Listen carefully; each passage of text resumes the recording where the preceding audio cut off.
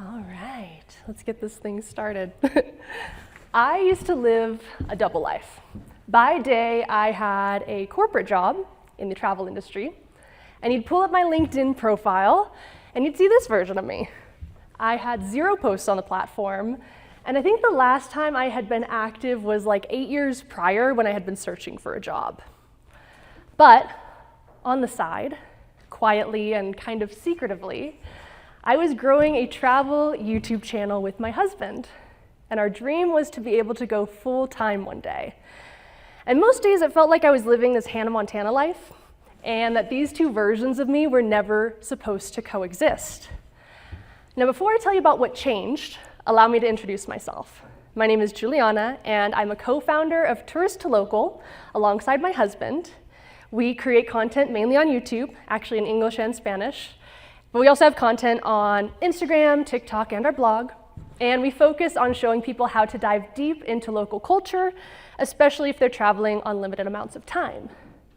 But what's important to know is that I actually hadn't done a paid brand deal in my first 10 years as a creator. I've been doing this nearly 12 years now. And the reason for that is I had actually been sitting around waiting for someone to come to me. And I thought the reason people weren't doing that is because we didn't have 100,000 subscribers yet on YouTube. But surely, once we hit that arbitrary number, brands will come rushing in, AdSense will go up, and we can quit our corporate jobs and finally pursue this dream of ours. So we waited around year after year, and we did finally end up reaching that number, but nothing really changed overnight. It wasn't until a moment that I honestly still can't really wrap my head around that we did get one email, and it was from Disney.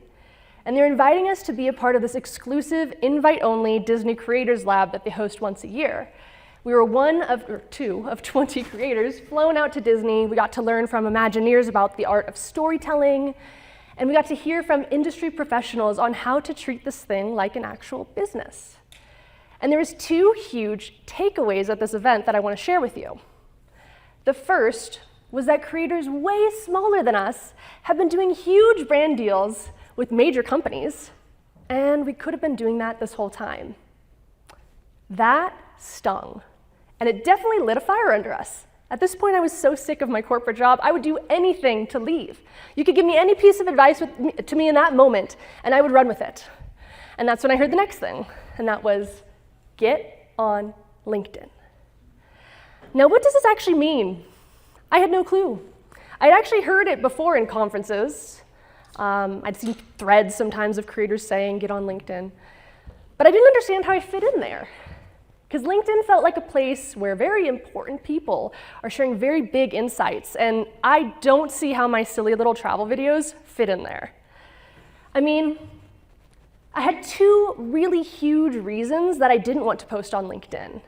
The first was, what if my coworkers or boss sees this and thinks I'm not serious about work, or I'm distracted, or I'm about to leave?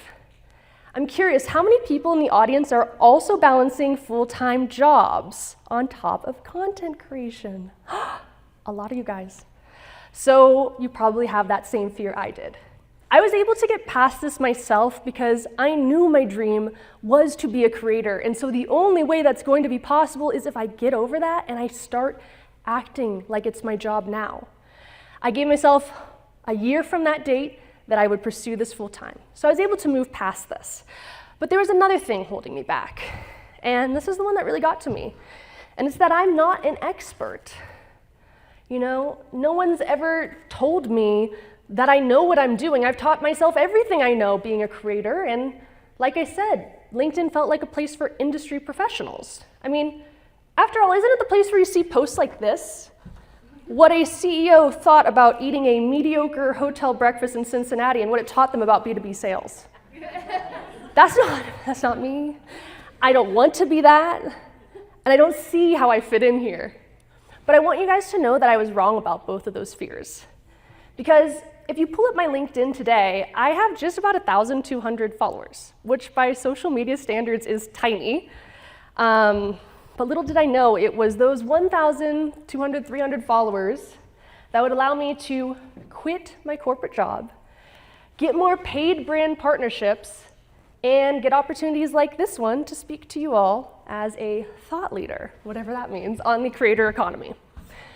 I have so much that I am so excited to share with you guys today. We're going to talk about the power of LinkedIn and why I think it's so important to get on it now.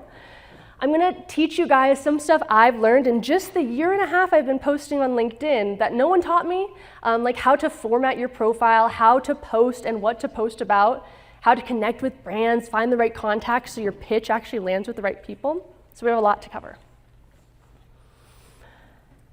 Now, I, like many people, thought of LinkedIn as just a job board. So day one on the platform, what did I do? I went straight to the job section. And I was scrolling through there. I'm like, okay, where are these creator opportunities people are talking about? And they do exist if you want to make content like as a full-time employee for a brand. But I don't think that's actually the power of LinkedIn. Someone worded it to me this way. It is the influencer marketer's Facebook. It is the only socially acceptable social network to have open at work. And these influencer marketers are on it all the time.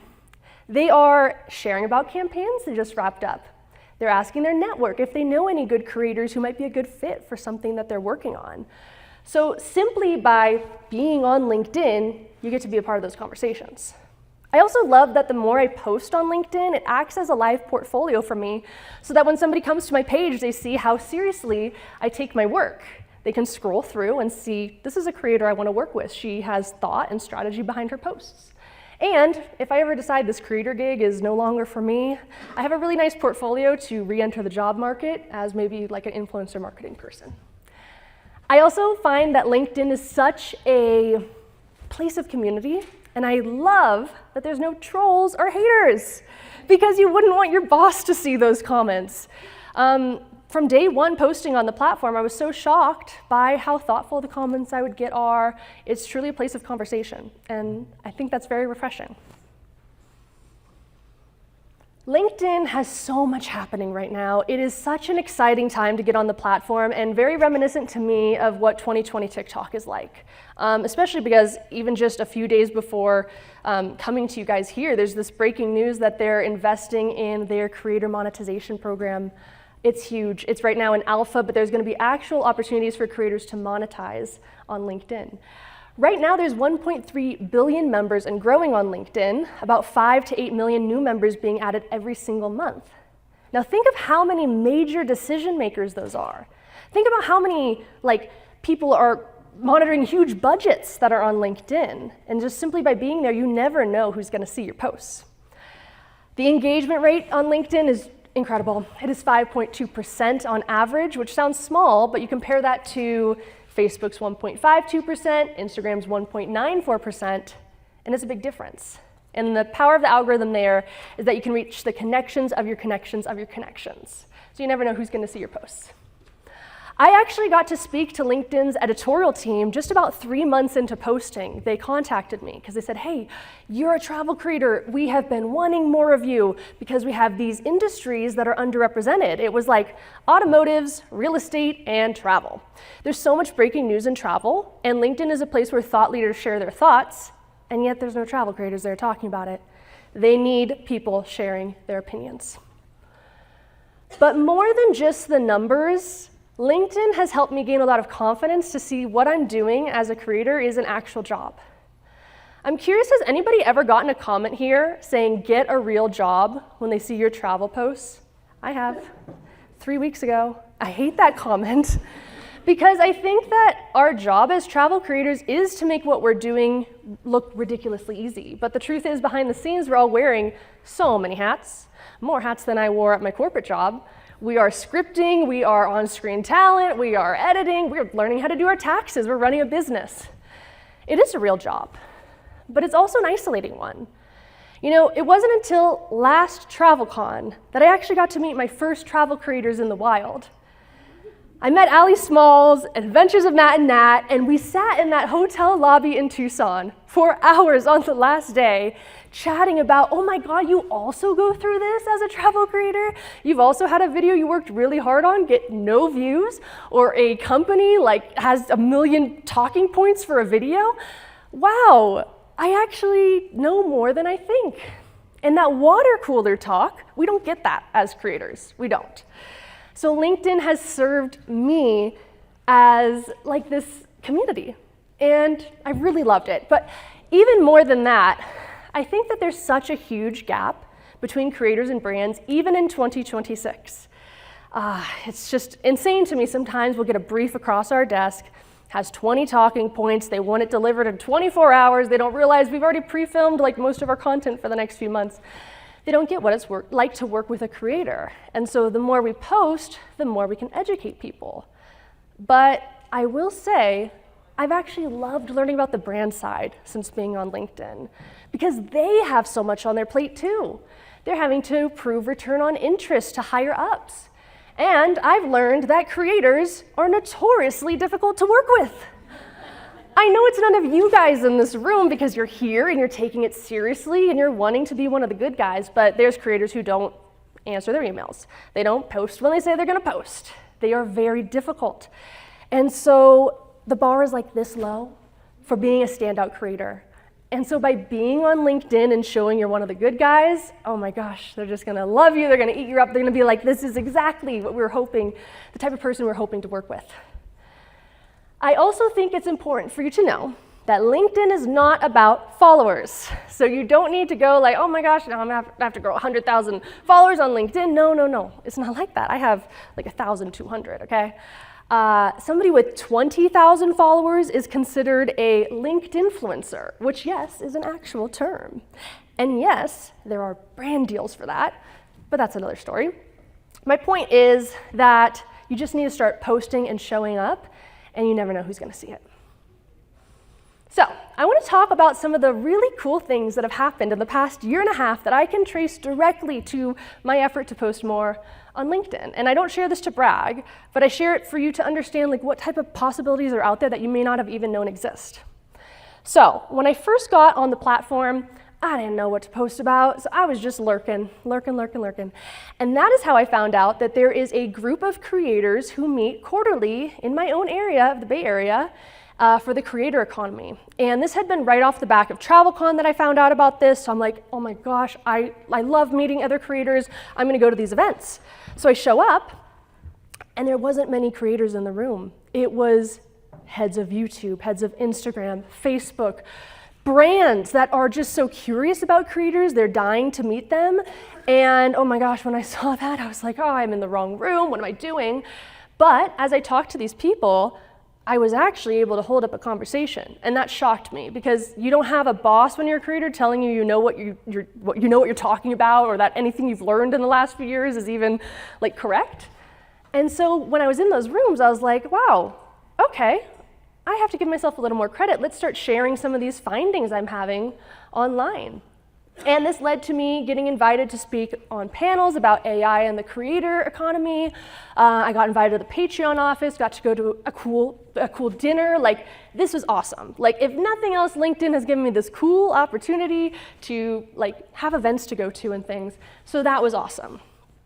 And as I'm sharing my thoughts that I didn't even think were groundbreaking or whatever, I was so shocked by some of the people who would repost my things. I had somebody at Patreon call me out as one of her favorite creators on LinkedIn, like just a few months into posting. I had the CMO of Virgin Voyages repost my wrap-up the other month of that viral Virgin Voyages creator cruise. I just wrote my thoughts on how I thought it was really smart they did this. He reposted it to his entire network. And I realized people hate talking about their own work, but they love when someone else talks about it. And so that's a formula I ended up using later on, but I kind of knew I was on the right track here. Some weeks I wouldn't have anything to post about. I was busy traveling, so I would just do a quick repost of some content I shared over on Instagram. Because I was like, you know, business travelers probably care about how to use AI features for Google Flights. I'll just repost this reel I made. And it didn't do that great. It got like 600 views. Whatever, it's fine. A couple months ago, Google reached out to me, and they invited me on a really cool brand trip to their offices in New York. Like, I'd always wanted to be on one of those cool brand trips, and there I was, and I got to meet their engineers and learn about cool tools. It was 20 other creators, and I asked my contact at one point, how did you find me? Because this is a really weird mix of people. It must be our YouTube, right? And he said, no, we've been connected on LinkedIn. I saw your post. I saw that you care about Google features, and we thought it'd be cool to have you in the room. So now LinkedIn is a platform where I'm standing out. And that's interesting. That's something to go off of, right? You know, and then I'm getting opportunities from consulting companies saying they have a client that wants to learn about how to work with creators, and then they're paying me for my time. I didn't even know what a consultant was until 3 years ago. And here I am now with this additional income stream. So LinkedIn is now helping me make money just by chatting about what I know about being a creator. And you know, why can't we do this? Why can't we make a post and just tag a bunch of brands and say, hey, I want to work with you? No one showed me the ropes on LinkedIn, so I just kind of threw things at the wall, let's just test this out. And Unbound Merino saw my post, and we ended up doing a multi-video campaign together.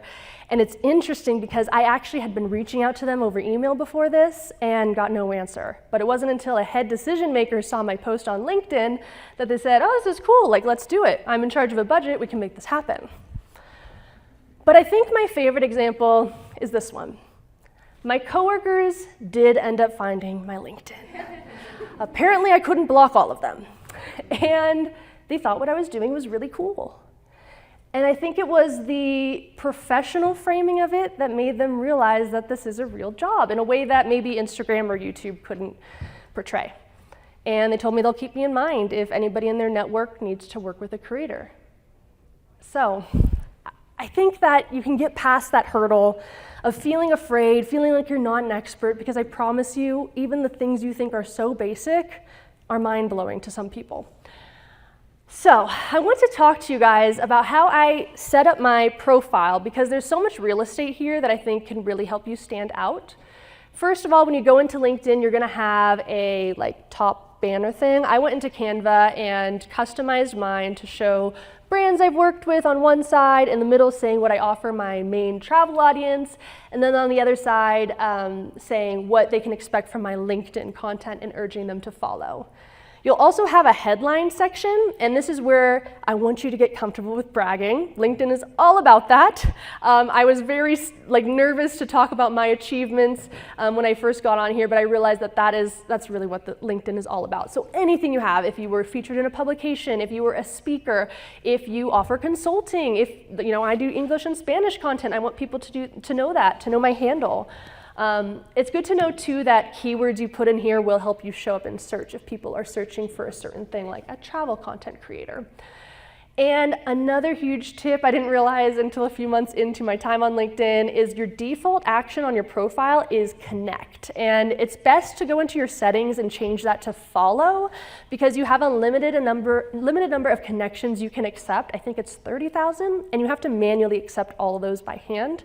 And so you probably it's going to get tiring, it's hard to keep up, and if you're really trying to grow and you want to go past 30,000, just switch this over to follow. It'll be a lot easier.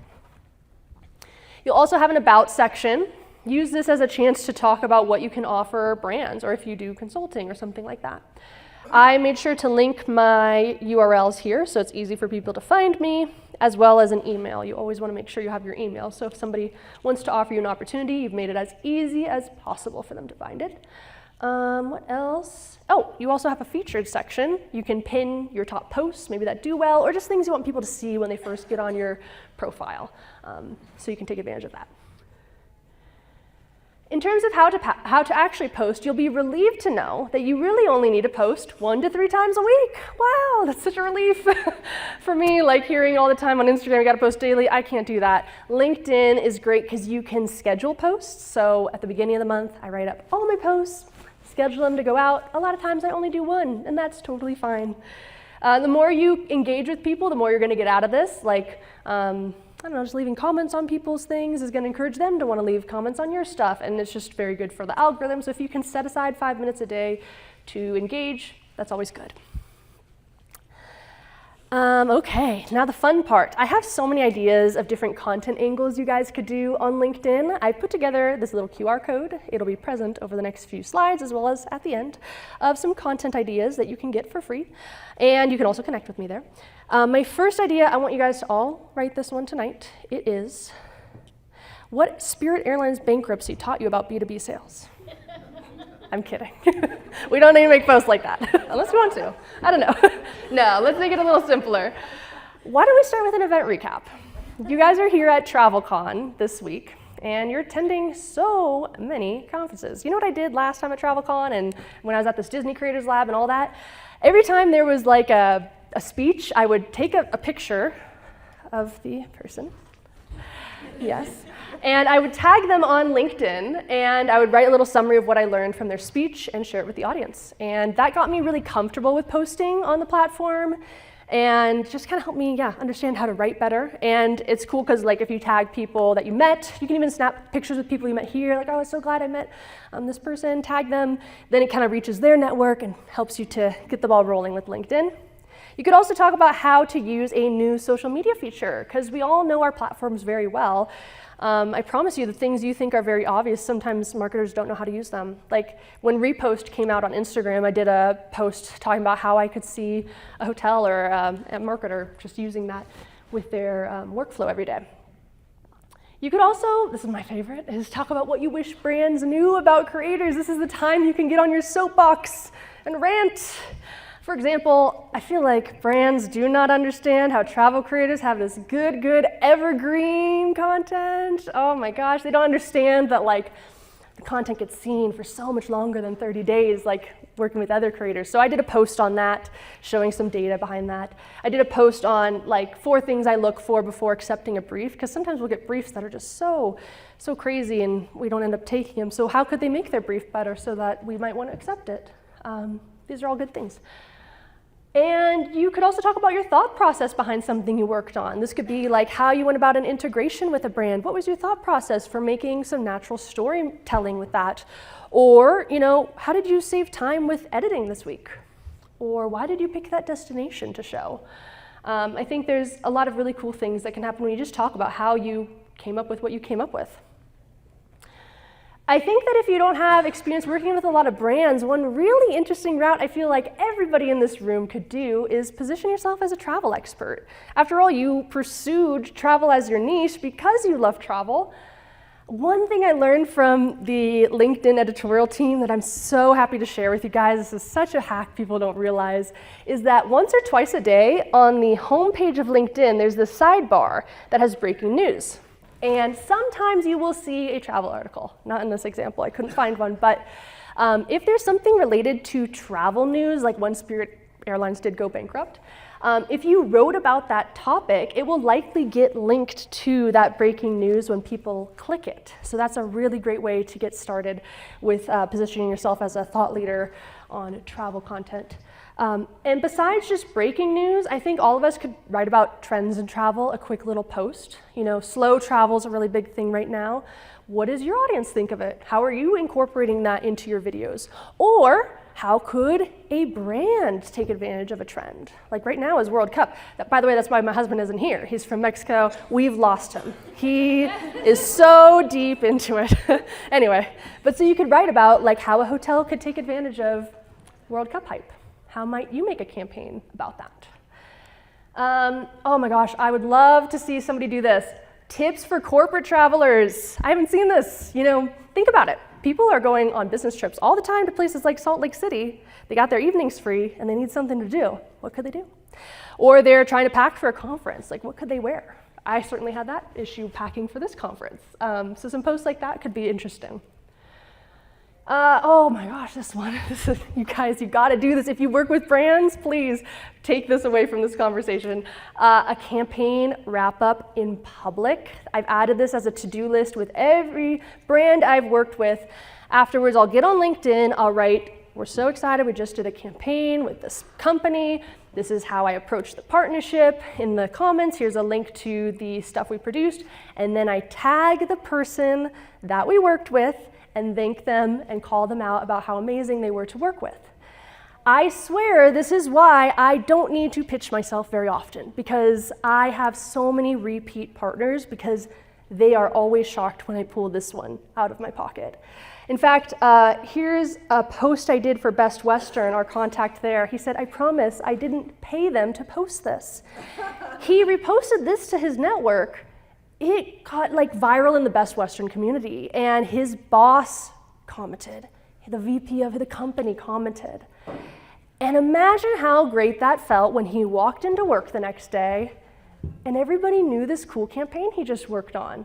And they could see that, wow, not only do we enjoy working with this guy, but creators are talking about how great he is to work with. We must have a really cool creator program. Think of the leverage he could use for this to get a promotion. Like being a good person, building relationships, calling people out and thanking them, like that goes so far in this industry. It goes back to the idea that people don't like to talk about what they're doing, but they love when someone else does. So I highly recommend doing this. And I think there's so much value in just talking about yourself. And this goes with every platform, even your ones that you're posting on your travel stuff. Talk about your story. What got you to where you are? What made you want to be a creator? What made you love to travel? I think that these types of posts actually are my best posts, because there's a lot of people on LinkedIn that have 9-to-5 jobs that dream of your life. They want that, and so you can inspire them. You could also reflect on your accomplishments from this quarter. I love doing this because it just helps me to be, a little gentler to myself and realize all the nice things I've done this year and show people visibility into how much goes on behind the scenes. And you could even tag dream brands you want to work with. Why not? It worked for me. In terms of how to actually post, you'll be relieved to know it's not rocket science. It is very similar to probably content you're already putting out on your main platforms. You're going to want to open up with a hook. That could be some surprising data, a question, a hot take. You'll want to state your authority. What do you know about this subject? And it doesn't have to be you were like in the New York Times or something. It could simply be, I've traveled the last 10 years. I like to break up my post into like 1 to 3 sentences. I don't do huge line breaks, huge chunks of text, just because I try to make it as easy as possible for people to read. I use emojis very sparingly. LinkedIn's actually told me they're really not too big on emojis. They still want to have this like professional, portrayal. So I'll just use it for like breaking up the bullet points. And I always end with an open-ended question to encourage engagement. We want to get the conversation going in the comments. That's really where the power of LinkedIn is. I'll have a call to action to share it with their community, because once again, the more eyes that see this, the better it does. And I'll encourage people to follow me as well and have a little summary of what I'm all about. And I even throw in my email too, because why not? We never know who's going to see this. And hashtags, you can keep them very simple. I just do usually hashtag travel, hashtag creator economy. They don't have to be anything crazy, just 1 to 5.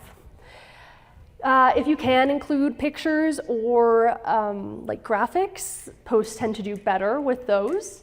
And if you have examples, link those in the comments, because it encourages people to get down into the comment section and leave a comment of their own. So those are a couple of little things I've learned along the way. Okay, now the good stuff. How are we connecting with brands on LinkedIn? I can't believe some of the people I've been able to connect with on LinkedIn just by shooting my shot. It is a world of possibility. And I think that there's so much value from finding the right person to talk to about a campaign idea you have, because when you're filling out those forms on brand websites or like emailing those generic email addresses, it's probably not going to be seen by many people, especially if people are finding the exact person working on the campaign and getting to them before you did. So, a couple tips for you. I always go to Google search, not LinkedIn search. I find it's a little bit better than LinkedIn. And I use this formula: influencer marketing manager plus brand plus LinkedIn. So it could be influencer marketing manager, kayak, LinkedIn. And it does a pretty good job of finding who I'm looking for towards the top. I'll have to click through sometimes. And I'll take a look at the profile and see if there's any mention of working with influencers. And then I've probably found the right person. And even if it's not the right person for the exact campaign I'm trying to pitch, usually that person will pass me along to the correct person if I've done my job well. And from there, just shoot your shot. Send a connection request. I am shocked by how many people actually accept them. If you have the time to write a note, it's always nice to do, but I've also sent many without even writing anything. And what I do from there is I like to take a look at what they've been posting about recently, because that'll give me some hints of maybe some ideas I can pitch them. Like maybe they were posting about some summer campaign they did last year. Well, hey, I can come in a couple months ahead of summer this year and ask, are you going to do that same campaign? I'd love to be a part of it. Pay attention and engage with their posts, leave thoughtful comments so that they kind of recognize your name. And then once you're ready, you can email them. I use this plugin called Wizza.co. It's right here, Wizza.co. It's free for like the first, I think it's like 5 to 10 searches a month or something. It plugs in right to LinkedIn so that when you're on a profile that you're interested in, you can click view email. I don't even pay for this thing. It's usually gotten me pretty far. And it'll give you the email of who to contact. But you could also use something called Hunter too, which is a different website. And from there you'll email them, introduce yourself, reference something specific that maybe they were posting about, if you can, and explain why you're a good fit. It's as simple as that. Overall, I want you guys to know that you have way more knowledge than you think you do. Your ability to build an audience and tell a story about a place, manage brand relationships, and negotiate deals are real, valuable skills. And LinkedIn is the place where you talk about those professional skills. So I hope that by the end of this conference, you feel confident to post on LinkedIn, and please tag me in your posts because I would love to be the first person to engage with them. I would love to be your first connection request. You can, of course, scan this QR code and find me on LinkedIn. Yay. And is there any questions? Any questions? Back there. So you said to change ours from connect to follow so that people follow us, but when we are looking for connections, we don't follow, we connect. Great question. Yes, and some people will have already changed their thing to follow, but if you still want to send them a connection request, there's like 3 dots next to the follow button that you'll go down and press connect. And yes, that's exactly correct. So when you're reaching out to brands and you're wanting to connect with the person and have them in your network so you guys are seeing each other's posts, use connect. But for the people who are just seeing your posts, like your posts about what it's like to be a creator and such, you want them to follow you so that you can gain a bigger following. Yeah. Any other questions? Yes. Thank you for your talk. I loved it so much. I post on LinkedIn as well content about putting some miles. And I have a question that I've read or heard about from people that you shouldn't put a link in your post, but you should put it in the comments. Yes. Is that true? Yeah. Is that, like, will the algorithm disregard your post if it has a link to? Great question. Yes. So the question was about, can we put links in our post or should we put it in the comments? LinkedIn has confirmed recently that it doesn't matter if you've put the link in the post itself, but I don't know. I don't believe it. I don't know why. Because it changes the link to have it shortens the link for you, and it's like lnd.com or something. And so for that reason, as a user, when I see that link in the post, I'm not interested in clicking on it. So that's why I put them in the comments too, just because also it encourages people to leave their thoughts if they're already looking down in the comments. Yeah. Yes? Do you need a pro account for this? Do you need a what? A pro account? No, I don't have a pro account. No, I do everything without the pro account, so just the free version. Yes? What about the pages versus your personal? Oh, Instead of a pages. company page, your personal, I've got both, but my personal gets way more traction than my company page, but I didn't know. That's a good question. Yeah, because you do have page accounts and you do have personal accounts. I've always just posted from the personal. I don't know, it's one of those things, again, that I feel like maybe they want you to pay for pages to post as a business. Yeah, I find that things do better just posting from my personal account. I would recommend posting from there. Yeah. Yes? On your profile on the bottom right, it says tap the bell, but then it's just a LinkedIn logo that says that you are subscribed to LinkedIn Premium. Oh, I gotta take a look at that. They probably changed some of the formatting since I made that, but yeah. There used to be a little bell icon there, so. But you're not actually with LinkedIn Premium? No, it was just a follow. That's interesting. Yeah. It says specifically, Juliana subscribes to LinkedIn Premium. Weird. I had a trial going recently. Maybe that's why they changed it. Yeah, interesting. What else? Yes? So does this work well with DMOs? Oh, yeah. Are there any hot tips? Ooh, I see DMOs. Yeah, I feel like the same principles apply for DMOs. I've seen a lot of DMO people there talking. Like, what's one of them? Lou Hammond, I think, is a group. They're always posting on LinkedIn. And so I'll give the pages a follow of the actual agencies and see kind of what they're posting, engage there. I've seen a lot of people doing that. I don't think it's very different. The naming, though, like I said, search influencer marketing manager. I find that they use account executive a lot for the person who's running a campaign that works with creators. But once again, when you go into their profile and you start reading through their job description, you'll probably see any mention of if they work with creators, and then bingo, you got the right person. Yeah. Tourism boards too, yeah. Yeah, I found a lot are very active. Like MMGY, I think is, they manage like Visit California. They're active on there. Visit California themselves posts too. So yeah, you can find people. You'll be surprised how many people are on there. Any other questions? Yes. Do you have a strategy when it comes to video versus like traditional posts? And does one perform better than the other? Do you use certain ones in a case-by-case basis? Yeah, good question. Right now, I don't do a lot of posts that I film specifically for LinkedIn in terms of video. I'm just reposting stuff that did well on our main account that I think could be useful to somebody traveling for business on our account. But I do know there's a huge push for LinkedIn video right now. That's something I want to experiment more with. And I imagine that's something they're going to be able to monetize very soon with this new creator program they're doing. I don't find that one works better than the other. I just find that posts are more low effort for me, just because it's easy to quickly write something and get on with all the other tasks I have to handle for the week. Cool. Ready. When you switched over into posting as a full-time creator instead of what your corporate background was, did you scrub your whole profile of your corporate history, or did you leave it? Good question. I somewhat shed that identity, or at least, I don't know. I got rid of my old corporate headshot because I felt like that wasn't me. I got rid of the headline because I no longer was trying to go after jobs in corporate travel. So yeah, there was some shedding of that old identity, but I still kept my job history there just because you never know. I might be re-entering, we'll see. Well, probably not, but just I didn't want to let go of all that past history. And I actually think having professional expertise in your background, showing what you did outside of being a creator, just also makes you more credible. So why not leave it there? Yes? For the creator program that you just mentioned, is that something you can apply for? Not yet, I'm waiting. It's in alpha right now, so it's not open to the public, but I'm keeping an eye on it, and yeah, I'll probably make a post whenever it is open, just because I think it's interesting.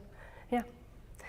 Any other questions? Yes? So along that line, because she had the same idea as me, so you kept your history to show your expertise, because I'm a journalist, so I want people to know that I work my butt off to tell stories. Amen, yes. So you would keep that there, but then did you let people know in your headline, like, this doesn't match what this says at the top, or how did you go about doing it? Good question. I added in another job experience line that is like my present job that shows like that I do content creation.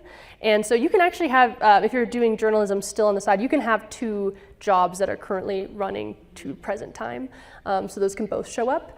And I did a post like when I first decided to like dip my toes in the water, just so that no one who knew me from my past life like was like thrown off, like what's going on. So yeah, and then I just jumped right in. Why not? Yeah. And you said you do sports stuff, right? I've seen a lot of people do sports journalism on LinkedIn, and they do very well. So I think that's something you could explore too. Yeah. Any other questions? Yes. Curious if there's any reason you don't put the open to work over your profile picture? I don't want to go back to work. I'm done with that lifestyle. No, I'm just not interested in recruiters. I don't really want to talk to recruiters. I'm done with that life, yeah. If you are open to a full-time job, though, of course, use that. Is it necessarily for that? Yeah, because I feel like that's something recruiters specifically are looking for. I've never had like I don't know, I feel like influencer marketers do more of like these casting call posts. They're not really using the recruiting features. Yeah. Any other questions? Let's see. Yes. Have you experimented with more of like writing your posts with like natural tone, if you will, and also maybe comparing that against like just like hyper turbo buzzwords? Oh my God. The corpo buzzword speeches on LinkedIn. I hate it. I can't read it. I just don't enjoy it. I find that I stand out way more when I post like my natural talking voice. I think there's a lot of AI slop on LinkedIn, unfortunately. So I think that like the more natural you can write, the better. Yeah. And that first line of your post, by the way, is extremely important, your hook, because there's a button that they have to press see more to see the whole post. So I think it's good to come, like, we're all very human. I hate that when you're going to networking events and everybody's talking all corporate jargon. So you don't have to be that on LinkedIn. That was one refreshing thing I learned. Yeah. What else? Any other questions? Yes? What if you're doing a lot of the things that you described, there hasn't been any opportunities coming through it? Is it matter of messaging is the issue, or just maybe not being sort of reaching out to the brands on the other end? Yeah, I would reach out to more brands and try to, I feel like the more, it's a numbers game, the more people you reach out to, the better connections you will be. Make sure you're tagging brands as much as possible. This also goes with just your regular posts too, if you're wanting to get noticed by brands. Like when I did that Google AI repost thing, I tagged Google directly in it. And so just make sure you're tagging people wherever possible. Yeah, again. One follow-up, slightly different. What are your thoughts, so you know how on the other social media, slightly controversial topics, or the way you hook it is usually what can garner into the viral.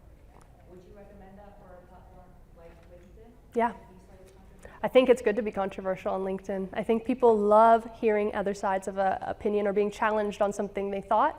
So I think that would be a great place to test that out. Yeah. What else? You had any, like, I just stalked your LinkedIn. Oh. Have you had any, like, bad responses, like I saw in your post about ManyChat? Like, Yes. ManyChat's not that great. I know. Facebook thing, you Yeah. know? And would that piss them off? It could, yeah. I think it could promote some interesting conversation more than anything. So that's why, yeah, that was more one of my more riskier posts. I was actually very nervous to make that post. No, I was just trying to share more of like some of the downsides people might not think of when it comes to ManyChats. And of course it could piss people off, but I'm not trying to work with ManyChats right now, so I'm not too worried. Anybody else? Yes? All right, so like hypothetically, you didn't have a LinkedIn before, but then you did one with your partner, so now it's Matt. Should I go back to like a personal one? Ooh, you're using a page or? No, It's a like, I'll personal, never be verified okay. because it's Matt and Nat as our name. Oh, interesting. And I think you need like I've never seen a couple on LinkedIn, so that could be something. Hey, it might be like it might be better to do 2 profiles because that's 2 opportunities. It's 2 opportunities to reach 2 different like networks. So why not split them? Yeah, Martine doesn't do LinkedIn, for example, my husband, but I'm trying to get him into it. I did this speech for him. I think I convinced him. So yeah, of course. What else?